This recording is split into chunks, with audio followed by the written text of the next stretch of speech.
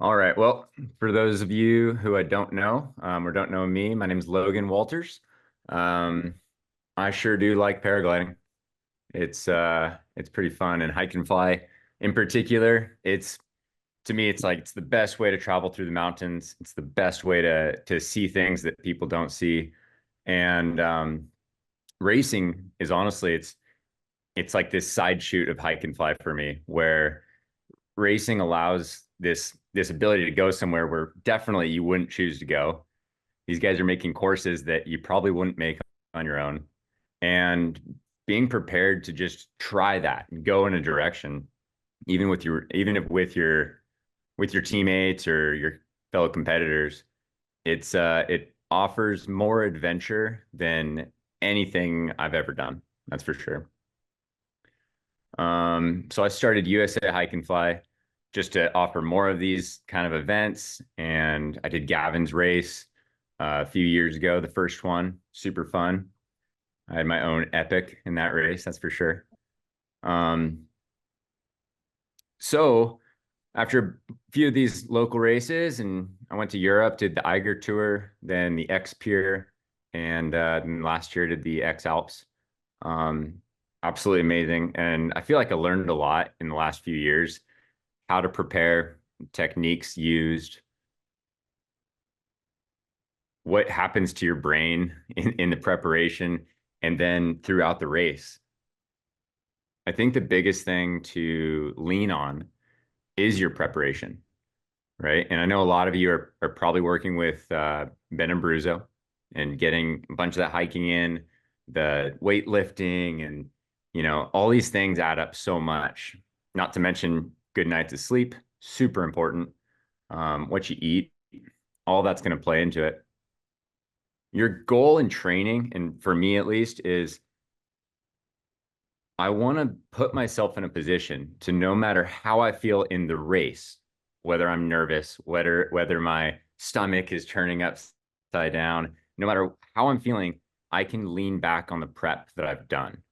So taking this part more seriously, or as seriously as possible, this makes the racing just another day, right? Another day that you can just focus on having the adventure.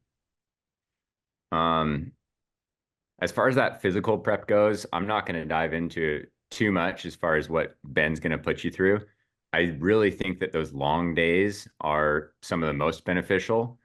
And I think Ben will probably tell you the same thing. If you have the opportunity to go do a long hike and fly or a big vol bib or whatever you can do, that'll probably be more important than any 1 hour in the gym, right? So focusing on going out and doing the sport, doing the activity, that's the biggest priority to me.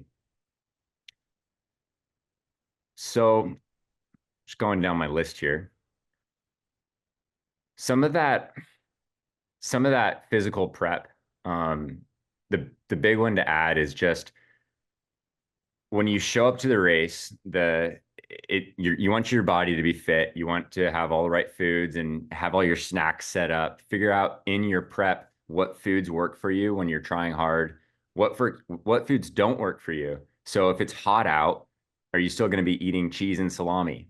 I don't know, maybe. Um, Try all that stuff out. I would even go so far as going out on a hot day. A lot of times during the Xredrocks, you have really varying weather. It can be super cold, and then the next day it can be quite warm. So you can go out and test things like, how does your body respond in the heat? Weigh yourself. Go for an hour-long run at, in 80 degrees if you can. Weigh yourself when you come back. See how much water you're going to need. How much, that'll really change your game as far as how much you need to carry. The whole goal will be to go as light as you possibly can. Okay. In a really long race with supporters and whatnot, you can really lean on them, right? The second I would land, I'd toss my jacket, I would toss anything I didn't need. In a self-supported race or a Volbiv, all about just minimizing what kind of gear you need.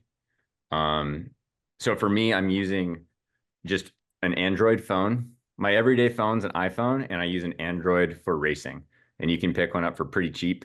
But they link in with that XC track super well.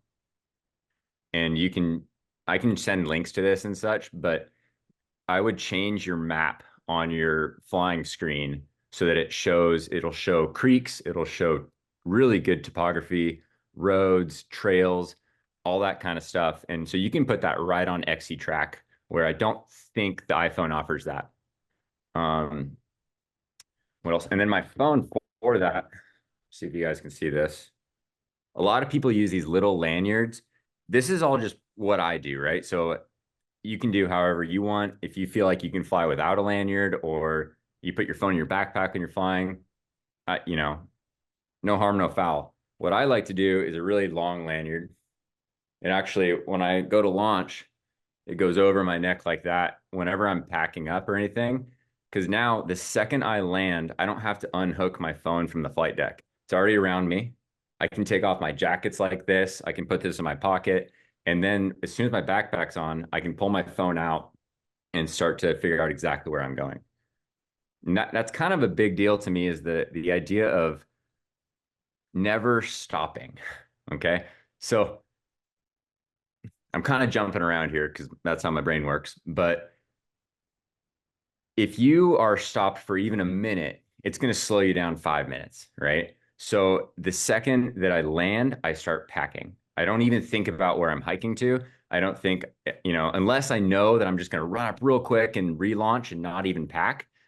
If I'm landing in the bottom of the valley, I'm definitely going straight to packing, pack it really efficiently, and even take an extra minute on packing. A lot of people focus on just shoving it in the bag as fast as they can. They're getting out of there and they're saying to themselves, that was a 5 minute pack job. I'm so much faster because of this. But if you don't take your time to set up your lines, make sure that your glider's nicely splayed out before you pack it, make sure that you're putting your risers together before you roll it up. All those little tips and tricks are going to make a massive difference for when you get to launch. Launches are normally windier. They're not always so, especially in Utah, there's plenty of things to get snagged on. So if you're set up to launch well, that's the goal, right? The goal is not to stuff your pack in 4 minutes or 3 minutes. The goal is to have a really efficient launch. So I land, I pack, I put my harness around my wing, or my wing around my harness. And then I start going. And then that's at that point, I know about where the next turn point is because I've been heading there that whole flight. And now I know I'm going the right direction. I'll pull out my phone. I love Gaia. I think that it works great. The outdoors layer is my favorite layer.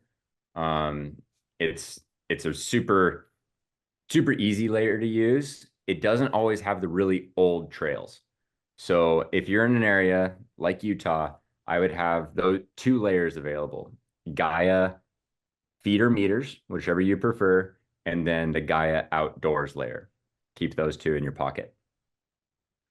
The other app I really like is Relief Maps. They're out of France, super cool guys, and they don't always do great with the trails, but their topography is amazing.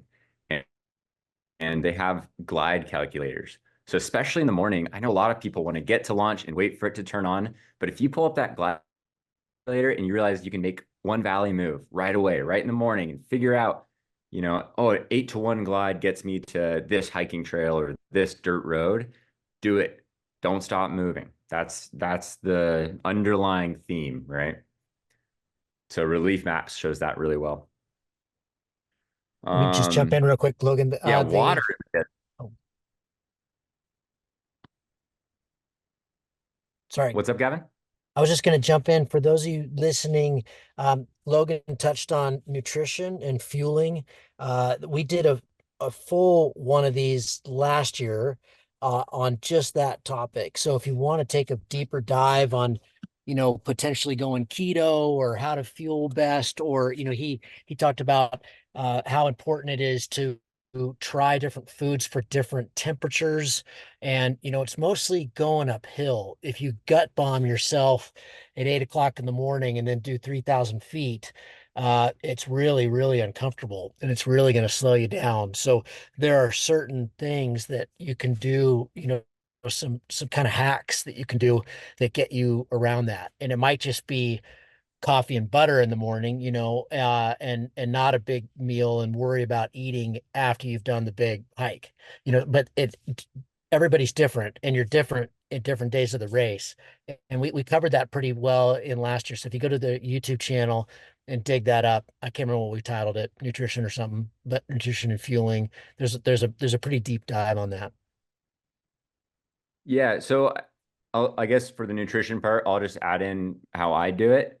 On a big day, I like to start with 2 eggs, in a tortilla with some meat. And that would be great if, ham, bacon, whatever it is, that's what I prefer. That'll get me going for the first hike. After the first hike, um, if it's a day where you might wait just a little bit of time on launch, getting some sugar and some carbs in there are not a bad idea to try and replenish yourself. The first hike of the day is by far the most important one. Okay, it's the one that's going to set you up for the most success. It's going to keep you on your target for keeping with people. um, I've never done a race where I'm the most fit person, that's for sure. Right, there's always somebody. This guy Maxime is really fast up hills. I can't keep up with him. So doing your best to stay with the front of the pack and seeing more and more decisions being made on that first hike is completely worth it. I would even, from my perspective, even going a little too hard on the first one, especially if the forecast is good, push it, push that first hike pretty hard and get the good conditions. You don't want to be too late to launch. Being a little too early, getting a little extra break on the top, awesome. Um, Throughout the day, I'm trying to just eat as much as I can, it seems like, so that whenever you see Gavin getting oranges in, the natural sugars are awesome. Scratch Labs makes these little gummies that are great. I eat meat. I love meat sticks, things like that. Whatever can keep you going. And then at the end of the day, the biggest dinner you can handle is what I like. Everybody's different, like Gavin said. I don't know if we can see that or not, but this is the map that I like to use on Xtrack. And you can kind of just tell by just me zooming in a little bit, it's got way more topo lines than some of the other maps, and a really good feature to me. So this is a big one. Then I know I'm landing on a road that goes up the hill. I know I'm landing maybe near a creek, things like that can be super helpful. Gear wise, the other thing I really like are these power banks here. These are the ones to get, in my opinion, from Anchor. There's a couple different models and whatnot. Just making sure that you get one that's at least 10,000 milliamp hours. That'll handle your phone for the whole day. If you get two of them, then one can charge and you can use it the next day. It's a multi-day race. And then not the last thing at all, but I definitely love the Shock headphones as well. You can hear what's going on. You can talk to people. There may be times where we're getting weather, things like that might happen through the Shocks, but being able to also hear the wind, the cars, things like that's important. The other thing I just switched to for the X Alps are the little water bottles. I see a lot of people with big water bladders, and I think that's awesome. I think often we bring a little too much water. Again, something to play with. But if you take 3 of these little bottles, they can fit in your pack so much easier. You can put them in the little side pouch. A lot of these new hike and fly packs have a pouch in the front. And to me, they're just so much more efficient, especially for packing. And then in the air, I just put them in the jacket pocket. That's also where I put the batteries, right? If you put your battery in your flight deck, it's gonna get colder. It's gonna go down on battery a lot faster. So the batteries live in my jacket, and then I just have the cord running out of the pocket. That also means that when I take my jacket off and that battery stays with the jacket, I know exactly where it is. I don't have to fish around. It's something you can even do in the air, right? If that cord's hanging out of your pocket, you can find it pretty easily. I Trekking. would, I would, I would put out there just as kind of a heads up is, when Logan and I race in Europe, water's freely available everywhere. And so careful with that. I also agree with the small bottles. Those are great, but just be careful with the Xredrocks. Just remember that it's unsupported. We do have the resupply stations, but Utah desert can be pretty dry, pretty hot.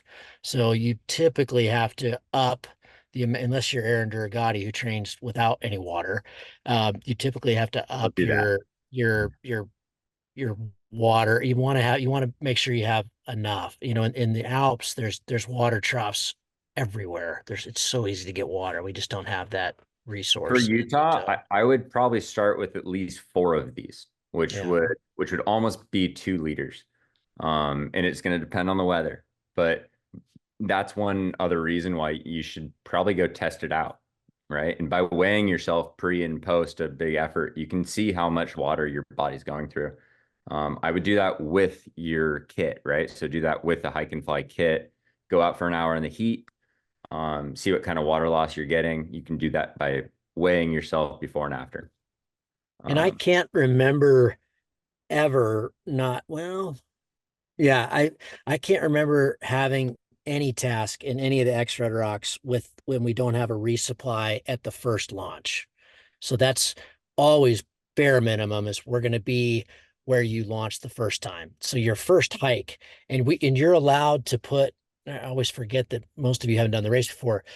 You're allowed to put a bag. You give me a little bag in the morning that'll go up in my truck that is your extra stuff. So extra food, extra water, extra clothes. I don't care what you put in there. You put whatever you want in there. But I will take that to the first launch. At that point, the rest of the day you're on your own. Potentially, we will always have other stations out there, and we announce those before the race starts. But you may not get there, and so, but you'll have the first one. So the first one you can go pretty minimal, and then you can load up with whatever you want. yeah, I think that relying on yourself is a great thing to do, but if for that first hike, taking 2 of these bottles and then what to put in them, that's again up to you. I am a big fan of in the morning. I always have one that's water, always, and then I have one that trades off. It's either BCAAs, with or without caffeine, totally up to you, or it's an electrolyte mix. And the one thing I know for me is that if I push really hard on the first hike, if my nutrition's not dialed, if it's not perfect, I will run into like leg cramps for sure. Especially pressing speed bar and kind of moving as quickly as you can. When you go from a really hard effort to sitting there for hopefully a long time, but maybe an hour, maybe 2 hours, your legs are that all that flushing is not really happening if you're just going to sit in your harness. So having something like electrolytes, that could be in your water bottle, that could also be in a pill form, things like that. I do think that's beneficial. I would definitely be treating this as an athlete, right? You should be thinking of yourself as an athlete doing this race. Doesn't matter if you plan on coming in last or first or whatever. Taking your nutrition seriously is, to me, it's important for life. But for this race, you're out there, you're in the elements, it's hot. It'll help you make better decisions. So focusing on that's pretty darn important to me. The other thing to think about going into these things, I'll add this first. I always carry an extra pair of socks no matter what. And extra pair of wool socks. Shorties are fine. I don't like super thin. I like it just like the medium cushion, darn tough, smart wool. Um, your feet and taking care of your feet I think that it's about the most important piece of your body to take care of. If you are starting to feel hot spots, stop. Just stop right away. Throw some tape on it, at least a little athletic tape. You can you can get a roll of athletic tape and ideally you don't have a full roll going into the race. So take a full roll with you now in training and hopefully you use it a little bit. Um, but yeah, throw a little bit of tape on there, throw some new socks on. If your feet get wet, change your socks. Don't even think about it. Um, and for a 3-day race, I would probably bring two pairs of shoes with you to the race. Maybe three if you're, you know, feeling like you want another pair of shoes. But with two pairs of shoes, you can use one day. If you're finding any issues, you can change them up. By the third day, you may get a little bit of swelling in your feet. So being able to go up a half size is not a bad idea. And it's really going to depend on how much ground movement you're doing. Um, I'm sure that everybody in this group can crush a marathon walking in the amount of time that we have to race, right? From the time that the start to finish, every one of us can walk a marathon with our packs, and that might mean up and down and all over the place. Take care of the feet. Use trekking poles. Okay, moving on a little bit from that stuff. Go for it, Gavin. We did, by the way, a talk on foot care last year as well. I highly recommend it. I went through real proper misery in my first X Alps with my feet, and Aaron and I both did, and Aaron Durgatti and I both did. We had a big heat wave in the beginning of that race, and they were annihilated. And so I did a lot of research on feet and foot care and shoes and socks. And I would back up what Logan said there. But again, if you want to take a deep dive on how to take care of your feet, we did one on that, and it's highly recommended. Cool. Yeah, feet are pretty key. Um, I think that we've gone over gear pretty well, but just not so much about me anymore, but a little bit about what you might think about for your gear. I know some people will want to get new wings, they'll want to get new harnesses, maybe downsize a reserve, things like that. That's all something that is, you can totally do that. It's just money. Um, Expensive at times for sure. But I would just be a little bit, I would recommend flying on whatever gear you feel super comfortable on.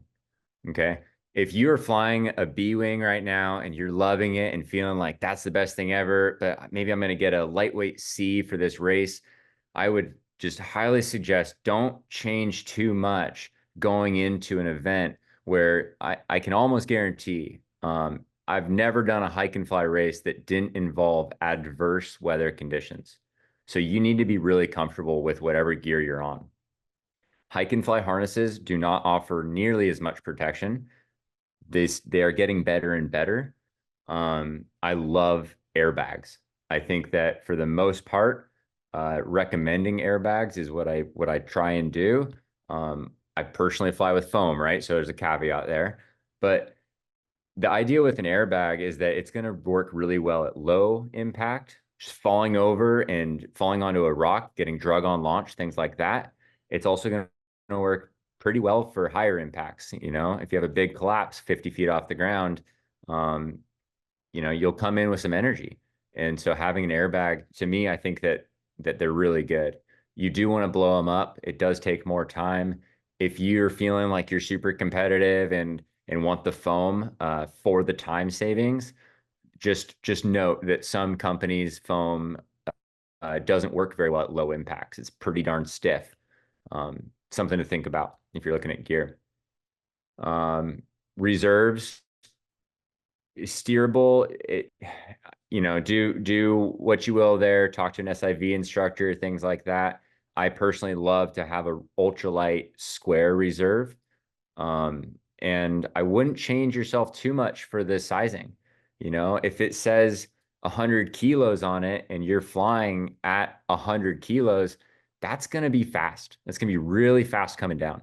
Um, Over five, they're rated to 5.5 meters a second. You will be coming down faster than that at these altitudes and this temperature, right? Density altitude's a big thing in Utah. So getting a 115, ultralight 115 kilo, if you're 100 kg, probably a little bit safer, right? In the X Alps, Gavin and I think we're probably both flying the smallest reserve we possibly can, and it's a massive risk. It's what you do, but it's a big thing, and it's definitely something that I think about. Um, so gear wise, yeah, that's about what I've got for there. Just flying, you can't you can't win a hike and fly race on the ground. You can lose it on the ground, but it really does come down to flying, at least normally, right? You can cover way more distance in the air than you can on the ground. So being prepared for all sorts of launch conditions, um, it means that when you show up to a launch, not necessarily just jumping off where everybody else is, but take just a second, look around, catch your breath, eat a snack, and make that decision. You don't, the decision is where to launch, right? The decision's not to get in the air. Okay. When I get to launch, I have not decided if I'm getting in the air yet, but I'm going to unpack. I'm going to get my gear ready, right? Because if the conditions allow, I want to get off the hill. What I don't want to do is show up to launch, know that it's the launch, and then not take my gear out. And then by the time that it's time to fly, my gear's still in the bag. I'm all snacked up. I maybe have my jacket on. I'm ready to go, but my gear's still put away. So instead of that, just show up, even don't decide to launch. Get your gear out, get ready to go. Okay. As you're doing that, I'm always looking, I'm feeling the air, deciding while I'm unpacking if I'm gonna fly. Um, Peer pressure in hiking, you could probably call it something else, but I'll call it peer pressure in hike and fly racing is a really big deal. Okay. You will see people get away with things that they normally wouldn't, right? What Murphy's Law, is that what it is? Doesn't apply to paragliding, right? If it can go wrong, it doesn't necessarily. But getting lucky is not what we want to base everything off of. So go out and practice. Um, Go out and kite in weird spots even. Go out and kite in a park that has trees all around it, right? Feel the weird wind. The biggest thing that I think we continue to see is high winds on launch and kind of the fear that that can bring. Having a good A's and rear risers launch is very important. And as that wing's coming up overhead, before it even gets right overhead, I'm trying to check and turn at the exact same time. There's great videos of that out there, and I'll try and send one to you, Gavin. But that ability to, if you are going to get plucked, make sure you're facing the right direction. When I'm packing my wing, I always put it the same way. So that way I know I put my harness on. I don't need to untwist a bunch of stuff. I know that I turn one way every time. Makes it really easy. There is a situation, right, where you might turn the other direction on a launch. That would be with the opposite side Cobra. And if that's the case, you're going to be so practiced and ready to do that. So I always just focus on turning left. If it's a right turn thing, I'll do that. And maybe just to dive into that for a moment, maybe a slightly more advanced technique, but if I am going to turn right, it's because the right turn is much less than 180 degrees. So I'll turn left up to, let's say, 200 degrees. I'll turn left, but that rest of that little piece that comes off the right side, I may turn right. You got to practice a bunch to make that like make that a thought though. So don't just jump into right turns if you're turning left. And then just on top of that is practicing light wind stuff. When we got up there in the first Xredrocks, it was slightly blowing downhill one day. And the ability to take your glider, do a forward with even a slight tailwind, that is a huge part of hike and fly. Being able to launch in no wind or even a slight downwind, like that's a really impressive skill. And I'd say it's to me it's even harder than the strong winds. So you can go out in the morning to a morning park when the winds are super light and give some of that a shot. I think it's really fun and it can be part of your training, right? Just go out and say you're doing sprints for an hour and go from one side of the field to the other. Make it fun. Choosing launches, when to get in the air. on the ground, extra socks. We got all that stuff. Let's see here. Yeah, so you can set yourself up for success by just being a little faster on the ground, and you do that through your training, and you do that by not stopping. So those big efforts. Um, while I'm doing those training days, the longer days especially, I really like to have I really like to listen to audiobooks. I listen to very little music, and I think that there's some books that can even help you with kind of the mental preparation for the sport. A big one for me, Endure. I'll send you a list, but Endure, Courage is Calling.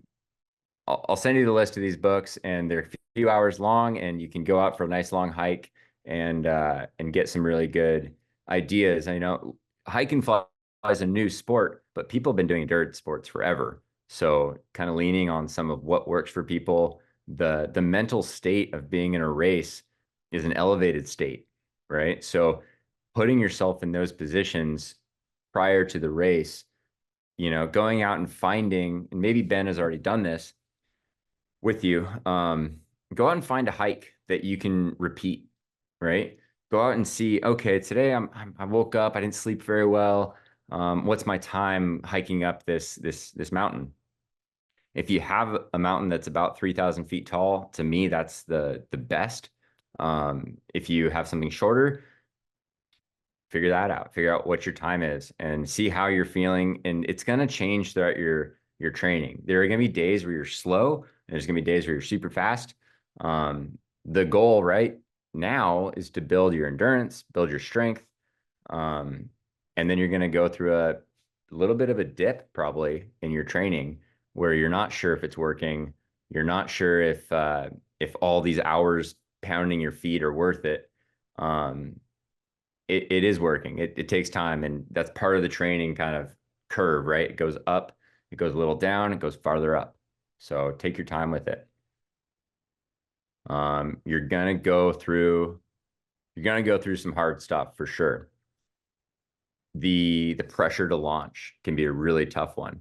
The pressure to keep moving when your feet are blistered and sore, and just remembering that there's objective and subjective risks in this sport, right? So the objective of high winds, rocky cliffs, instead of saying something like high winds, I always try and quantify it, right? So it's pretty rare when I'm talking to a supporter or talking to somebody else about paragliding that I'll say the wind was really strong.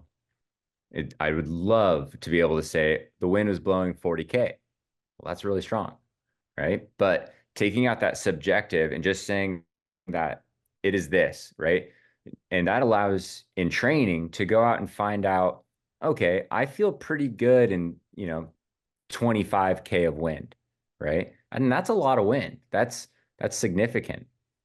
So maybe it's 20K or 18K, but you can go out and kind of figure out what are the numbers that I see that I feel comfortable with, and what are the numbers that I don't feel comfortable with, and kind of drawing these lines. Wind is a great one because it's super quantifiable. Um, Having numbers like 1,000 meters or the 3,000 foot hike, knowing about how long that's going to take you and what that effort's going to look like, those are the things that I would focus on in training, right? So now I can just go to those and, oh, a 3,000 foot hike takes me about this long. Okay. So leaning on that kind of stuff can be really important. Um, you're going to be exhausted, and you're probably going to make some bad decisions when you're exhausted. There's a couple things that happen to people, especially in the races, especially on day 3 or day 2. You start off strong, feeling good, hopefully, and a lot of times I find that people start to fly better on day 2. Day 1, you're still kind of jumpy and you've got a lot of energy.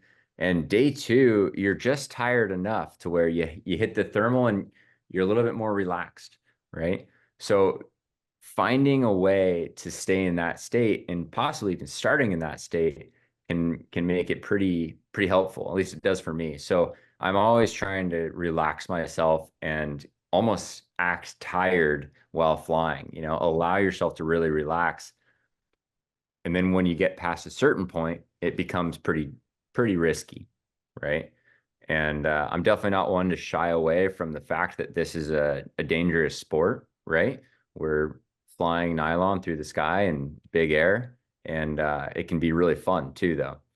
So acknowledging what you're willing to do now and giving yourself parameters now can really help you make better decisions in the race, right?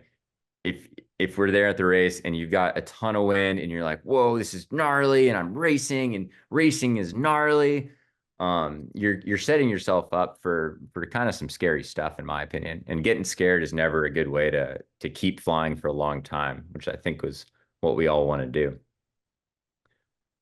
Um, yeah, yeah, that the mental stuff can be pretty interesting. It's kind of hard to talk about, I think, because everybody's so different, right? So many people are going to just jump into the unknown and have an amazing time. Other people have to understand exactly what's happening in their area. Remembering that in hike and fly, you at some point will jump into the unknown. You can make an effort to team fly with people. You can make an effort to fly the area prior to the race. That can be super helpful. If you show up a week or two early to the venue, go out and get some flying in. Monroe is a beautiful place to fly. Definitely can be helpful for a race. And then just relax and lean on the training. That's what I would say. Um, what else, Gavin? What should we touch on? You talked about packing, unpacking. For me, because I'm kind of a scatterbrain, it was really helpful to me to develop really strict routines. So like Logan said, uh, the emotions, the race aspect, the pushing, that all makes you more excited than you want to be. And so a combination of having maybe a mantra, when I'm racing paragliders like I am now in Chelan, my mantra is calm and confident. I just say that to myself all day because I want to be here. I don't want to be here and I don't want to be here. I want to be calm and confident. And so that really helps. You might be totally different. Maybe you need more excitement, maybe you need less, but part of maintaining that kind of where I need to be is having routines, because if I don't, I'm gonna leave my poles behind. I'm gonna leave a water bag. I'm gonna leave my jacket. I'm gonna leave my gloves. And so when I land, the first thing I do is jacket comes off, goes on the ground. That's where all my stuff goes. Everything goes there, so I don't lose anything in grass or a cow patty or, you know. I actually saw Aaron Duragati do this verbally at the Xredrocks when he unpacks. Everything's got a number.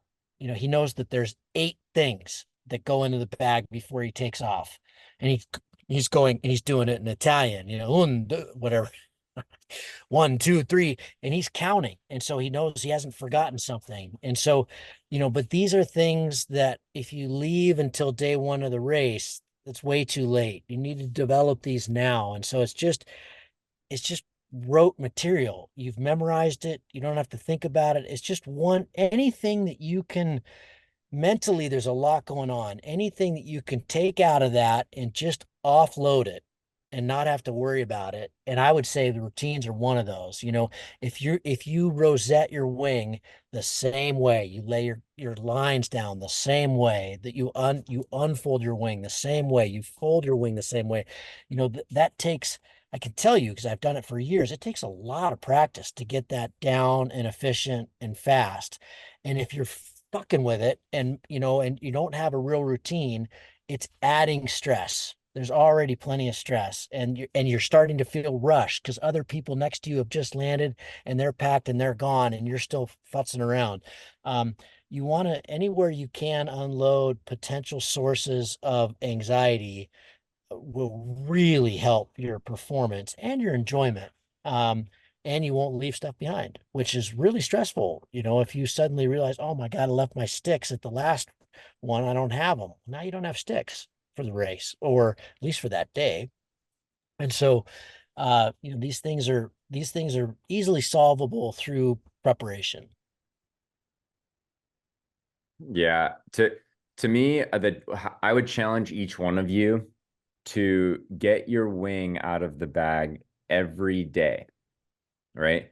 And that might mean that you're in your living room and you open it up and put it back in. Simple as that. But building the routine now and making that all muscle memory, it might mean that on your drive to work in the morning, you stop at the park for 10 minutes, pull the wing out, kite it across the field, put the wing back, and drive to work. Things like that. Do that as much as you can leading into this, and it'll make a big difference. As full of a kit as you can, right? Like Gavin's saying, gloves, buff, helmet, right? All that stuff that you got to keep with you. Um, yeah, super, super important. And how you pack is pretty up to you. I've seen people have concertina bags. I'm not a big fan at this point. Just, if you figure out a way that you can fold it, and I think I've got a video somewhere that I can send along as well about how I fold, but just finding that consistent way. I'll find a video or I'll make one, whatever. I'll send you guys something. Yeah, Um, that'd be great. Logan, there's yeah, a couple questions that came up in the chat just before I forget. Let's see. Can you share your Xtrax screen files? Or is there a config file that you could share so people yeah, can? Awesome. And then shoes. Wait, do you have any shoe type you recommend? yeah. And Shoes again, are everybody, we covered foot care another one. We get really into that, but yeah, anyway, but Logan can. we'll hit shoes real quick. So I am super anal about my shoes. I am like very, very much so need to choose shoes that will work for me. And the people at the shoe store hate me. I will go in and try on every single shoe that they have, and I will tell if they're asking, which they normally do. They ask you how you like it, and I always say, well, this is wrong with it, or I don't like this seam on this part. You're gonna spend a lot of time in your shoes. So I have found that Hoka's work pretty well for my foot. They may work well for you, they may not. Ultras, a lot of people like ultras. They're a little soft for me, a little bit more flexible. Um, it's gonna be up to you. The biggest one, I don't have a pair of shoes next to me, but the biggest thing to me is if you have any potential for road walking, whether it's pavement or dirt road, any shoe that has big holes underneath it, there's a lot of them out there now, but especially where the ball of your foot is and you're rolling on that piece, if there's a seam across there underneath the shoe, throw it away, in my opinion. And I'm pretty opinionated about it, so take it with a grain of salt. But if there's a seam there, I feel it every single time. Um, so get them in and really focus when you're trying shoes on. Use the same socks that you'd wear in the race. And I like a little bit of stiffness to the shoes because we end up doing a lot of miles. For training purposes, having some other shoes that are super lightweight can make sense. In general, running shoes are supposed to be made for about 350 to 400 miles, is what the companies are saying. I think that what we do with them when we add on an extra 20 pounds and we're really smashing the whole shoe, because there is a lot of hiking. If a running shoe is more made for balls and center striking, the ones that are made for heel striking, I tend not to like either because there's a big hole underneath the heel. You start to feel that. So go and build your own opinion on them. I've got my opinions, but you got to go just try on as many shoes as you can. I just cruise by an REI or a local outdoor shop. I can't buy shoes online. I've tried it before. An online shoe, if it says 10, sometimes you get it and it's like, it doesn't quite fit, right? So I would go and try on everything that I'm going to buy. I don't buy any shoes online personally.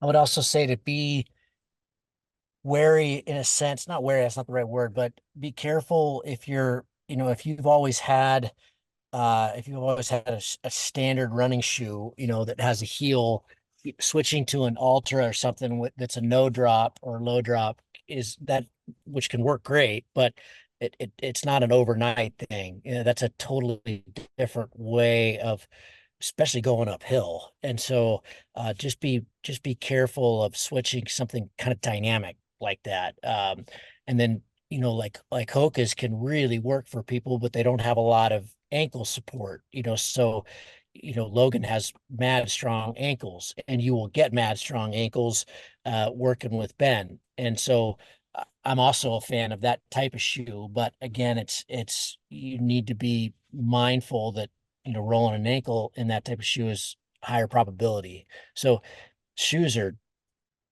crazy different, and they really, I have a very wide foot.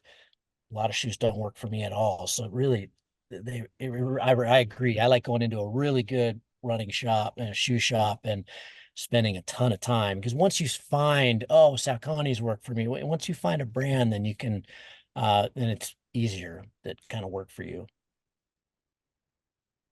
Yeah, agreed with that. Scarpa, another one I really like.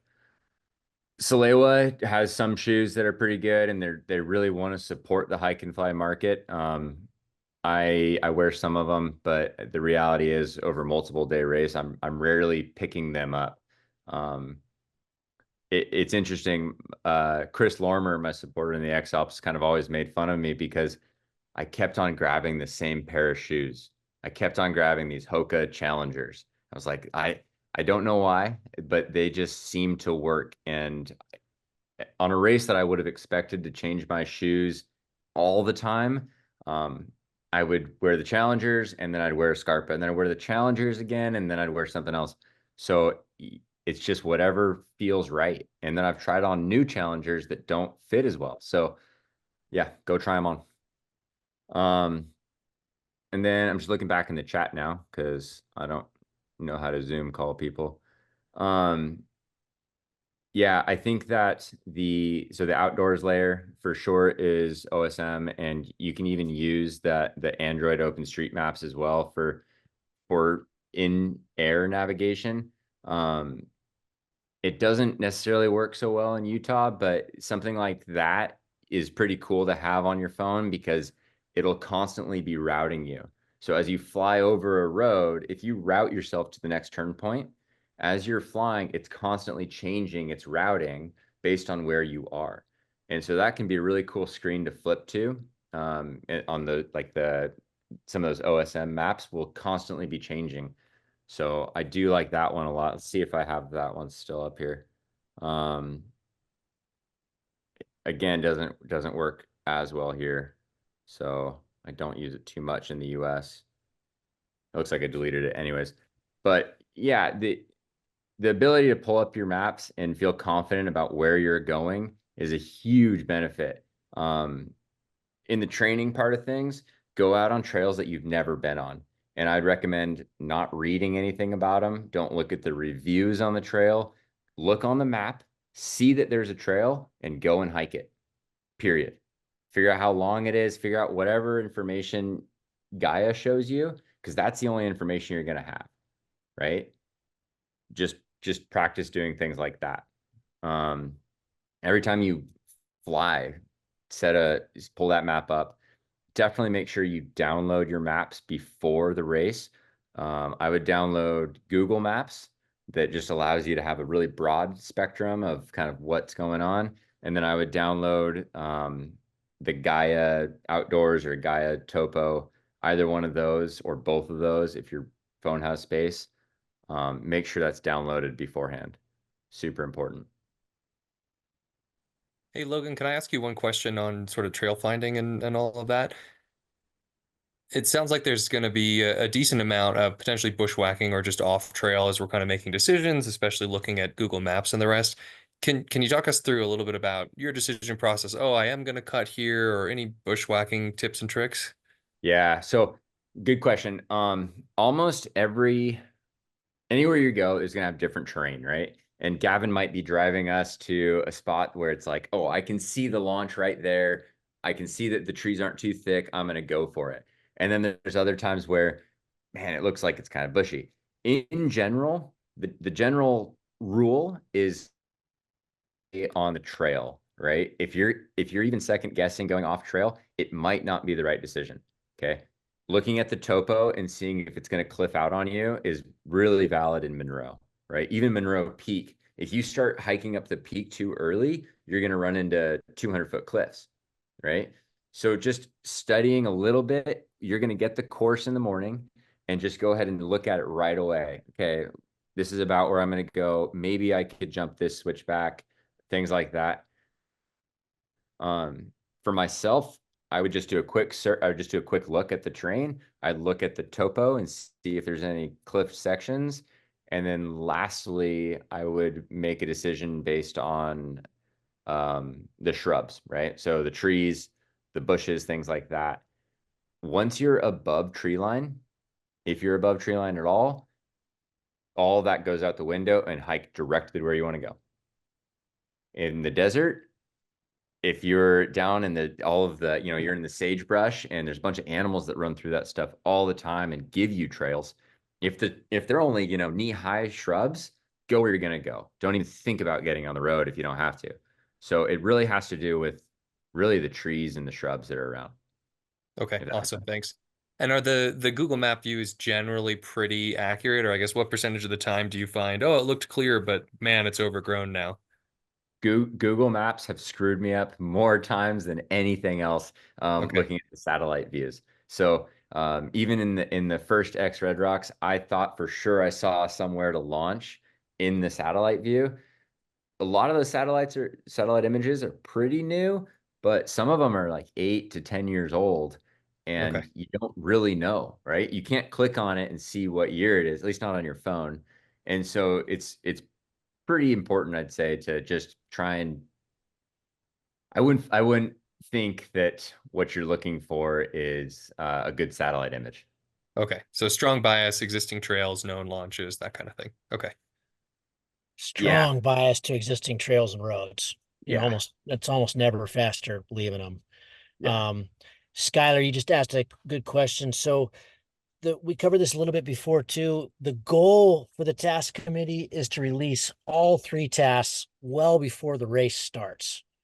The reality is we've never been able to do that because the weather always throws us some kind of, uh, it never works out that way. But that is the goal. We will have on the website, I think we're up over 30 tasks, 30 potential tasks now. And that just constantly grows because we grow it every year. We come up with new ideas, new things. The reality of that is we've almost always had to modify an existing task. So we get all these tasks out to everybody well in advance. They're out there now. So you can start studying and get to know the area and put them in your phone and understand how that works. But the reality is we've got to set safe tasks depending on the weather that we get. And so we're always modifying. So what has happened all 3 years, and hopefully this won't happen, but we have to plan on it, is that even the night before we might be going, how are we going to task this? And so, but we almost always get the task out the night before. And almost always, I think one time we got it out the night before and then we had to make a little tweak the next morning, but we'll get it out at the latest the night before. So that gives you plenty of time. And yes, there's a task file, there's a waypoint file, and there's a QR code. So it's very easy to get it in Xtrack, Fly Sky High, Gaia. There'll be all the options. And Revis does a ton of this stuff. If you need something weird, he can make that happen too. But again, these are the things that are preparation stuff. It'd be good right now. I think the tasks, the way we've been making them lately has been through the X Contest task builder, which is great because then it has a really nice picture of the terrain and the triangle, wherever we're trying to do, and the cylinders, and it has all the names of the waypoints, and so it's really visual. But I think they expire after 30 days, so I don't think those are available anymore. But at this stage, what you can do is just I believe some of the tasks are still there, or they're all there in some format. And if they're not, we can get them up pretty soon again. And then you can practice importing them, using them. It's the same importing, that nothing really changes to a normal task. If you're flying any kind of comps, you know, if you come out for the Xredrocks wide open or something, it's the same way. It's just some of the cylinders in a fly could fly race will be ground turn points, and that's all covered in the briefings. And there's also it says it on the task. There's a like a code for that type of stuff. So, but to answer your question is yes, there'll be a QR code and you can import them directly into whatever you got, UDI, whatever instrument. Hey, Sweet. Thank you. Gavin, I can't remember. Are there a lot of top landings in every division of the No. Xredrocks? No. There's none in challenge, Okay. and very limited to none in adventure. So most of the ground turn points really for both divisions are down in the valley bottoms. You know, they won't have top landing. Cool. Pro has plenty, but they'll usually mirror the ground turn points, and pro will usually mirror the adventure task as well. Cool. Yeah, I do think that yeah, top landing in a race situation is probably the most dangerous thing we can do. So that's cool. Apps wise, just since we've been talking about it a little bit, I also love for the Android, the XC guide. Whether somebody's using an InReach, XC Track, Fly Sky High, whatever they're using for tracking, XC Guide can pretty much pool all that information together and just put it in one spot. So if you have an Android, that's the reason. That's another reason why I like to fly with the Android. Not necessary, but it is nice to see what other people are doing. I think it's pretty beneficial. Yeah. Logan, Anything else? I've got a split here. I don't know if I think you're co-hosting, so I think I can, let me see. I'm gonna hit end and see what happens. I can just leave meeting. Okay. Unless we have other questions, I think that we're in a pretty good spot and don't need to drag it on forever. Cool. Thank you Anybody so have- much for this. This was awesome. Cool. Yeah, I'll try and get links to things. The XC track file, the packing video, things like that. Should be good. Thanks guys. everybody. Have Appreciate it. fun in Alaska.